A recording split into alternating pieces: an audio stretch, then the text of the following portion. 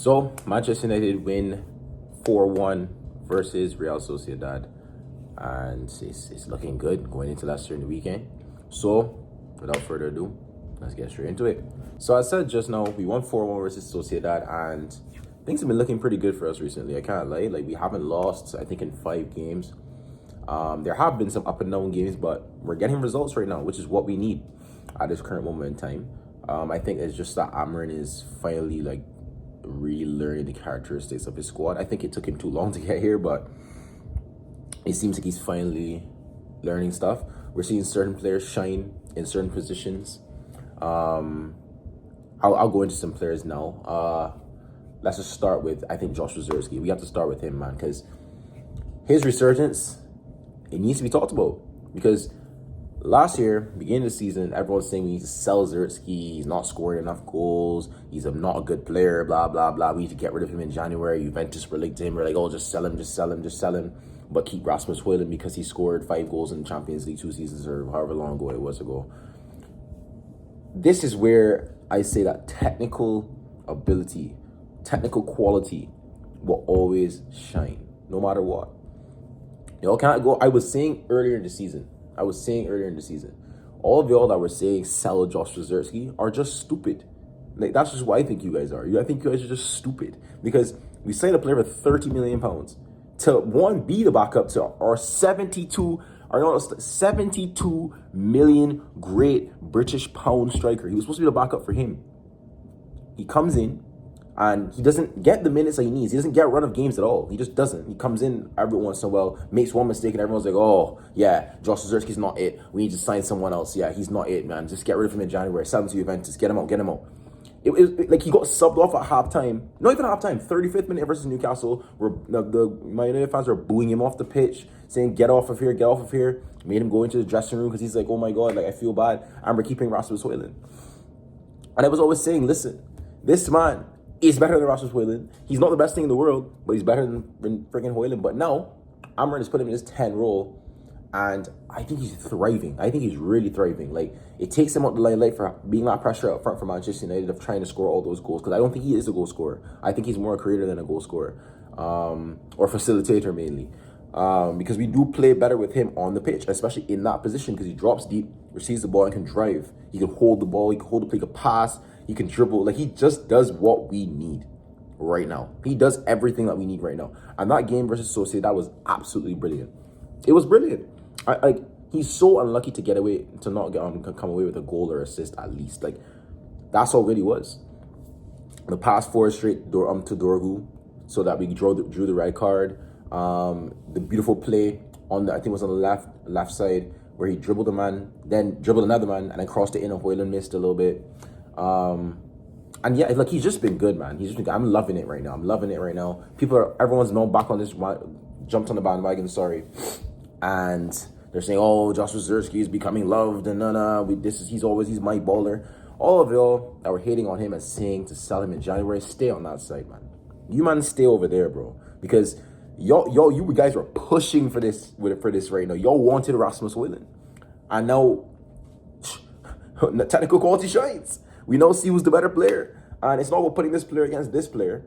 It's just, I just have to just say what I see. So I'm really happy for Josh Wazurski, man, in all seriousness. I'm actually very happy for him. I think he should continue to be in this 10 role because he's not really a 9. As he said himself, he's really a 9.5, center forward kind of thing. So I think this role just really suits him. I think he was signed for this reason because Ineos, as Jim Ratcliffe said the other day,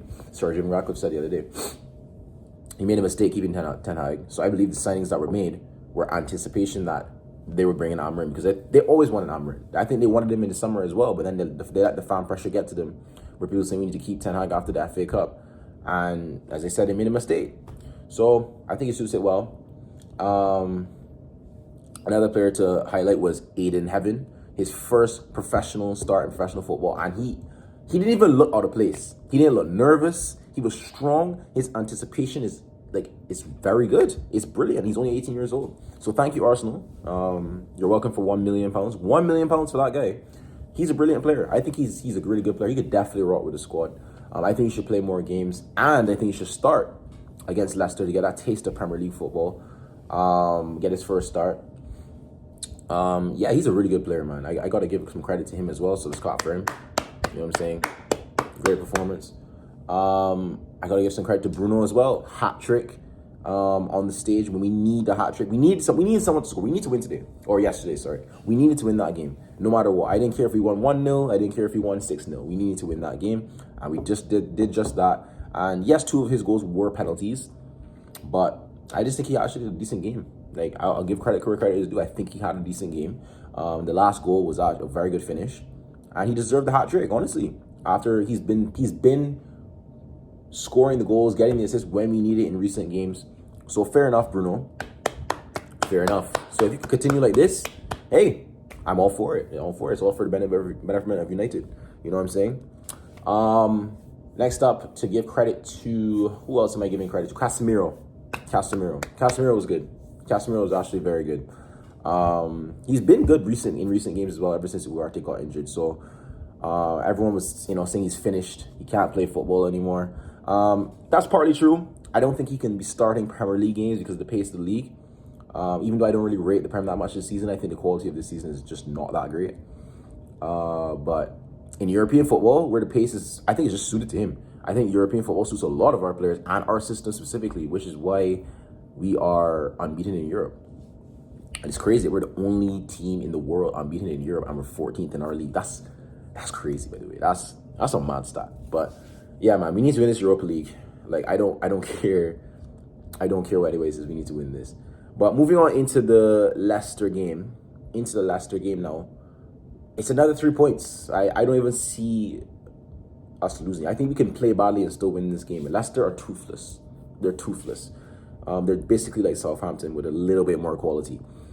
We're not going to lose this game. And I think we'll win this game convincingly. Every time we played Leicester this season, I'm pretty sure it was convincing, except for that last minute one. But that's when things were going badly. You know what I'm saying? Players' confidence was down, heads was down, and we still won the game. So now we're booming with confidence. We've actually scored a lot of goals in the game. Like, this is the first time in a while we've actually put a team to the sword. Like, we should have scored even more, honestly. Like, we had so many chances. So I think we can really win this game. I think it's going to be like a 3-0 or 2-0 professional performance where we just dominate. Yes, it's away from home, but I really don't even think that matters. If we do concede, it won't be more than 1 goal. And I think, we'll still get the 3 points. And that would be huge for us. Looking at the table, if we can go on a run, I don't know if we will. I'm not going to get overconfident and say, we haven't lost in 5 games, so that means that United is back and we're going to start winning. Because we know it's like United to me be cocky and be confident that we're going to go beat Leicester, and then we go and lose to Leicester. Like, that's the most United thing ever. 5 games of just not losing and just lose to a shit team. It's Manchester United these days. So we'll see what happens with that. Unfortunate Dorgu. Oh, I didn't even mention Dorgu. I'm so sorry, Dorgu. He was brilliant as well. Like, I forgot about him mainly because he had a red card. He hasn't really played the last few games that he's been on and out. But he was amazing. He was really, really good on that left side. And I think we're really going to miss him versus Leicester. But even with that, I think we'll be more defensively solid and we'll just win the game. I think we'll just grind it out. And that's what we need right now heading into the international break. Mason Mount is back. I don't really know if that's news. Mason Mount is back. Amrin really likes Mason Mount. And for me personally, yes, he's been injured a lot. And I'm not Mason Mount's biggest fan. I'm not going to say he's like this amazing player or whatever. But I think he's decent. And where he played his best football, for Chelsea, for example, was in a system like this. So if he can stay fit, hey, and play well, that's the main thing. Because, listen, Mount, you've been injured all the time, in and out. You got to come back now. Prove you can stay fit for a majority of the last part of the season at least, and play well when you get minutes. You need to play well. Don't try too hard, but you need to play well. Keep it simple. And hey, I'm here for it, Mason Mount. So I think we need him right now. We don't have a lot of options. Let's be honest, people. So I'm not gonna say we need to go play Fredericton or Scallon or over Mason Mount. That's just, come on, people. So yeah, man, that's good. So we have some more players coming back, and hopefully we really get these 3 points and we can keep pushing on. So hopefully we can get these 3 points and keep it pushing. International break coming up, so I'll be doing some coverage of that too. Without further ado, like, share, and subscribe. Follow my TikTok. I'll put it right here. Follow my Insta. I'll put it right here too. And click that subscribe button. And I'll see you all in the next video. Peace.